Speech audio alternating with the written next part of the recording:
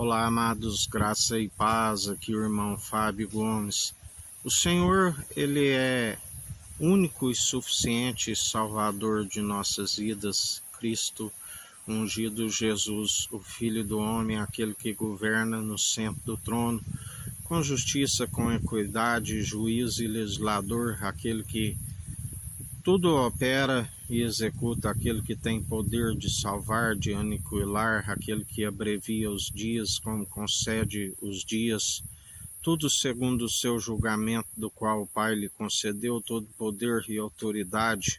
aquele que se cumpriu segundo a lei todos os mandamentos,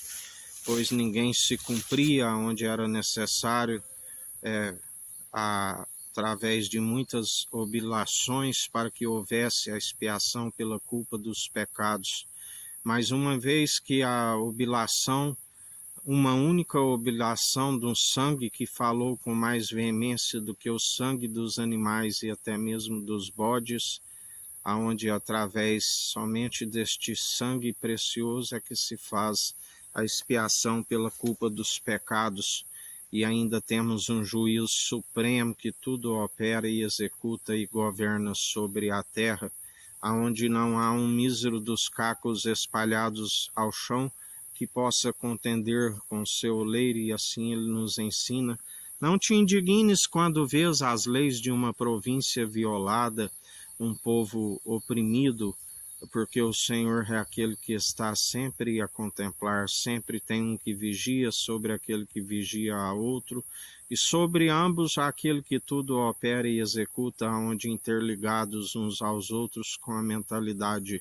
de Cristo, a verdade anunciamos para aqueles que acatarem essas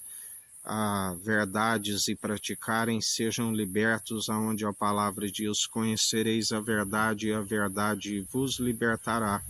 Mas nem todos iriam compreender estas palavras, como estariam rejeitando, porque tudo tem um tempo e um propósito debaixo do céu, até os ímpios para o dia do juízo, onde ele traz juízo sobre todo ser que respira. Assim ele conhece tanto os piedosos como impiedosos, assim como a palavra diz, que Salomão já dizia: tudo se sucede a justos e injustos, até que o Senhor o coloca a estar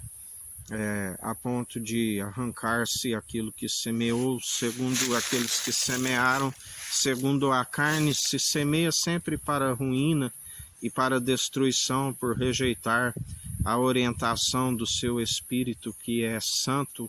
que anda em justiça, em equidade, na imparcialidade, mas muitos resistem a este Espírito, por não nascerem neste Espírito incorruptível, por estarem ainda quando nasceram com a corrupção, e rejeitar a forma de estar segundo aquele que é incorruptível, aquele que é corpo, alma e espírito incorruptível, e ele pode transformar aqueles que estão segundo a própria corrupção, segundo uma carne que milita contra o seu espírito. A carne é fraca, e está sempre se opondo à verdade, ao Espírito, que na verdade está pronto e experimentado. Mas aquele que, através da condução do seu Espírito, aquele que nasce e passa a praticar esta verdade, já não se detém segundo as instruções que outrora estávamos sendo instruídos, segundo uma natureza humana corrompida, segundo a fragilidade, porque diante dele o próprio salmista dizia: ensina-me a contar os dias de forma sábia, para ver o quanto sou frágil, sou pó. A vida é passageira, é como um conto ligeiro, como uma nuvem, uma neblina que logo se dissipa. Se alguns chegam a 70, outros pela sua robustez 80, enfado e canseira. Assim, aqueles que depositam a fé em suas muitas riquezas e diz: já sou rico, não preciso mais de Deus. Deus disse: louco, esta noite pedirão a tua alma, o que tens, para quem serás? Do que adianta ganhar o mundo inteiro e perder a sua alma? assim como aquele que é sábio investe aonde a traça e a ferrugem não consome, e o ladrão não mina e não rouba. A sabedoria está naquilo que ele pode nos amoldar e lapidar o nosso caráter, aonde nos concede a sabedoria para ter vida com abundância e alcançar a vida vindoura, porque muitas vezes aqueles que depositam a fé em suas muitas riquezas, nem mesmo as suas muitas riquezas podem o salvar quando os dias lhes são abreviados, assim como aqueles que se julgam fortes, cuide para que não caia, mas antes não useis de vãs comparações, e se tiver de gloriar em algo, antes gloriai em vossas fraquezas, porque quando se demonstra-se fracos diante do Senhor, Ele é aquele que eleva os oprimidos, os abatidos, Ele é aquele que levanta do lixo do montouro aquele que outrora estava na condição de abatido, porque ele concede graça aos humildes e se opõe aos arrogantes. Esta é a graça, é a herança, é aqueles que perseveram com a benevolência do Senhor, depositando a confiança no Senhor. Porque aquele que está segundo uma sabedoria terrena, essa sabedoria diabólica, corrompida segundo a natureza humana, melhor seria considerar a sua insensatez aqueles que são dogmáticos,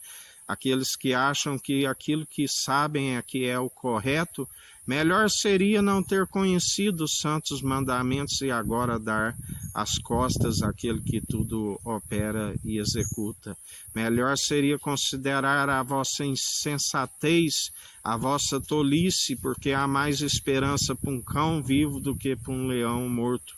Mas por considerarem sábios segundo o entendimento de próprios olhos, do qual não se desvia do mal, o Senhor os apanha. Na verdade, os seus caminhos trilhados segundo as suas próprias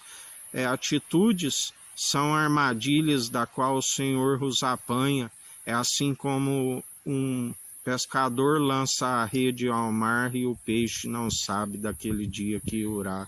a rede precipitar sobre ele. Por isso, melhor para aqueles que depositam a confiança